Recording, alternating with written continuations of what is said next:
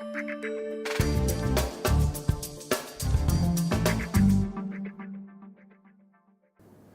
hi and welcome to the post-Easter Data Explorers Market Update. I'm Will Duff-Gordon. I'm pleased to be back in the saddle. So clearly massive news on the killing of Osama bin Laden a few days ago. And what I wanted to focus on was what an amazing coincidence it was that there was a chap who had moved, like bin Laden, to the village of Abbottabad looking for seclusion and privacy, who was actually, unbeknownst to him, live tweeting, sending out little messages, what was actually going on. Hell of a coincidence, and that is a sort of a hugely powerful thing for Twitter on the back of all of the sort of revolutionary movements in North Africa that are claiming that social media is helping bring the young all together.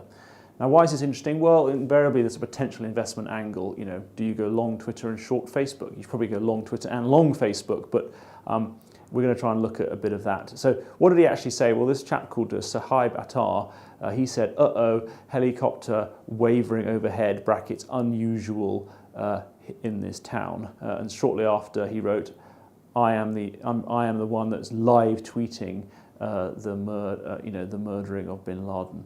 So there's a company called Digital Garage in Japan who, rather cleverly for them, in August of 2009 invested, we don't know how much, in Twitter, and this is forming the kind of the crux of the profit story for Digital Garage. The shares are up 100% since January. Short sellers have definitely been circling because if you take out the Twitter stake, Digital Garage's business is struggling somewhat. If you look at the company fundamentals, short interest is only 1.5%, but it was 3/4 or 2/3 of the borrowable shares as recently as March in Digital Garage. Also in the field of social media, Salesforce is now 9% short, and they've just bought a company called Radian6, a Canadian company, to integrate social media monitoring across all their processes. So people are back shorting Salesforce, the CRM manager.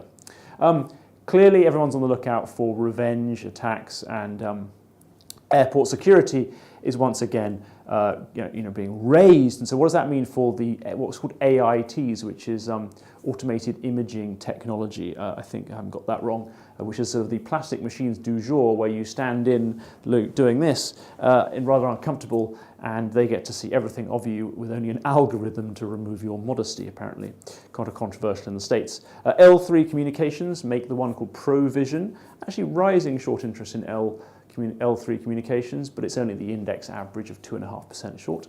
And last but not least, the UK's Smiths Group, which is also in the market here. They have very low short interest, short sellers taking no chances as they pick up more and more airport contracts and other things in their business. That's it for today. I leave you with the thought that somebody once said, if only I could be a fly on the wall.